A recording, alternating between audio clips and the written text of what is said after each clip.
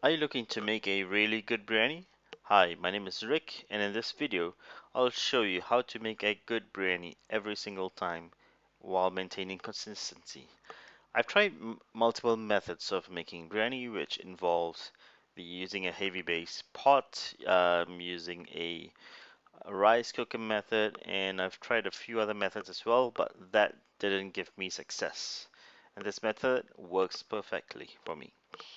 So to start with, we'll need a deep saucepan, a deep pan, where we'll use to boil the rice. So while that's coming up to a boil, we will add in a couple of spices. It's gonna be about 3 bay leaves, about 3 to 4 dried red chili, 2 teaspoons of garam masala powder, 1 teaspoon of turmeric powder, about 3 to 4 pods of cardamom, green cardamom, and about 2 pieces of cloves, and also 3 sticks of cinnamon. So we want to add that in now, and which will give the rice a flavor. Um, if you skip this step, it wouldn't come out with a good result.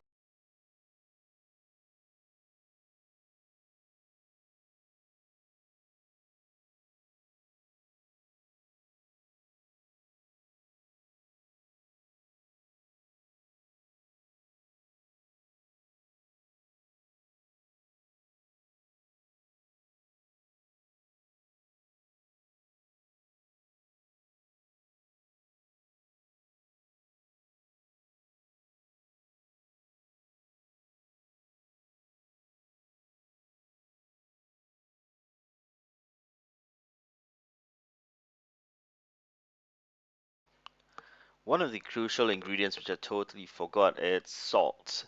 You're looking of adding at least about 2 tablespoons of salt. You want the water mixture to be nice and salted, as that will give flavor. Lack or no salt will come out with a terrible biryani, as I've actually had that before. So what I'll want to do once it comes to a rolling boil, it has to come to a rolling boil before you add in the rice. It's to add in the rice which has been pre-soaked. What I'll always do is to wash the rice a couple of times and then soak it in just normal water for about 30 minutes to 45 minutes.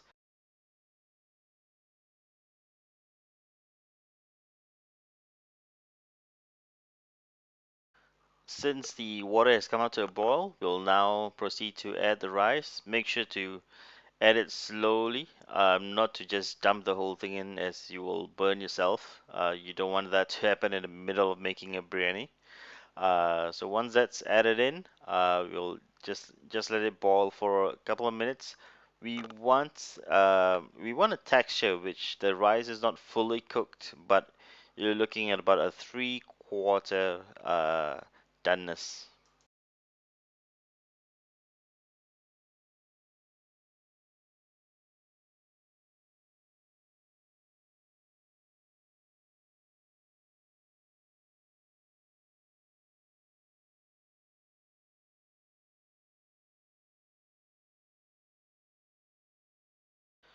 Remember to keep stirring the rice mixture, as you don't want it to just sit there for a long time, as you might get some of the rice particles which are overcooked and some undercooked.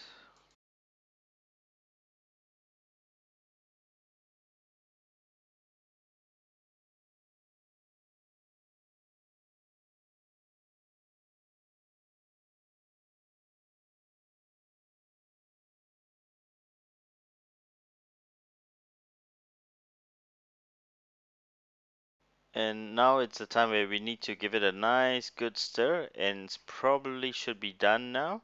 But let's taste the rice to see the texture. If is it all good? Is that what we're looking for? Yep, it seems to be a good texture right now. Let's just give it another good stir, and we will need to take it off from the heat.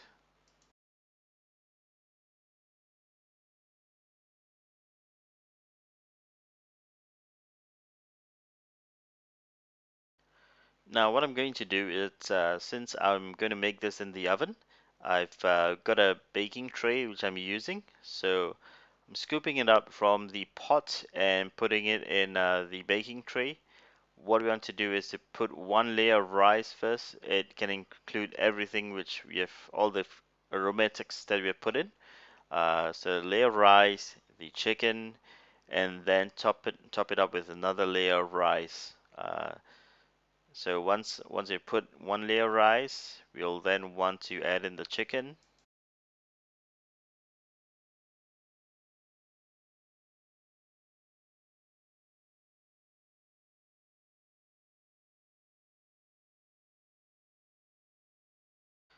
And now let's edit the chicken. I'm using a ghee roast chicken recipe, which I've made in one of my earlier videos. You could use any kind of meat. What I normally do is to kind of pre-cook it, and then I will dump it in this biryani. So we'll add all of this chicken over here, and have equal spaces in between them. You don't want it to be too crowded, as it just will be a bit too much. As some of them might get a bit overcooked in the process, which is not what you want.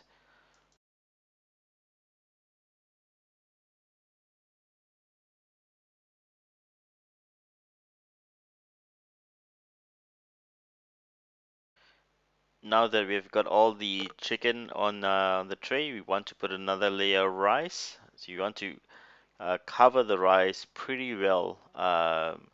This is because you don't want any part of the meat or whatever veggie you're cooking to be exposed out of the rice. So I normally make a bit extra rice for this, and you can just keep the rice for and any other time. You can have it with any curry.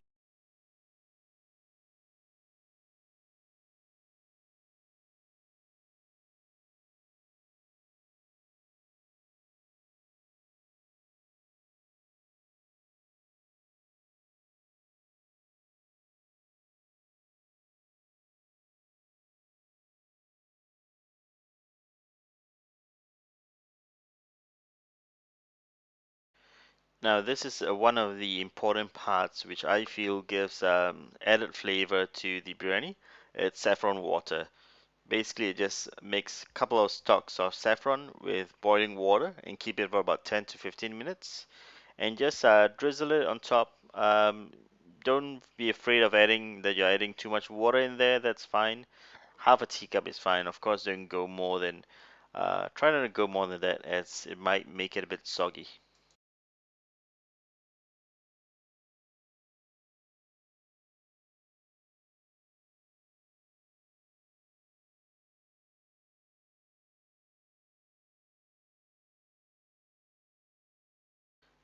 Now you want to cover it with aluminum foil, or basically anything that will cover it tight. You don't want to have any kind of gaps, as that might make the biryani rice a little charred or burnt, and you don't want that.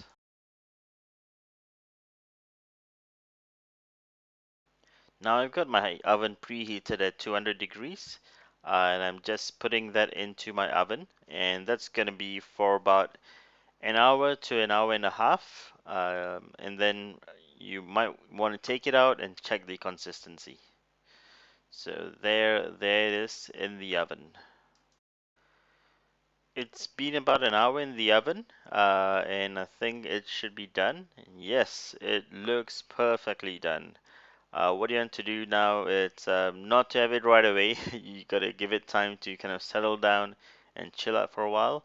The first thing to do is to kind of dip a stick. I'm using a chopstick. You want to check if is there any dampness at the bottom of it. If there isn't, that's great. If there is, just put it back in the oven for another 15-20 minutes, and that should be good.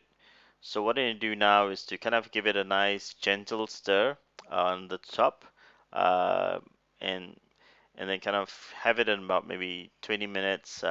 Get your friends, uh, get a dining table set, and get everyone seated. And I think that will take about that amount of time. So I've come to the end of this video, and this is how I make a biryani. I've done it about 15 to 20 times, and it comes out perfectly. If try this at home. If you're having any questions, feel free to put a comment and I'll be happy to help you out. If this video has helped you understand how to make a good biryani, just click on the subscribe button and click on the like button of this video, and you'll be able to have more recipes coming to your notifications. Thank you.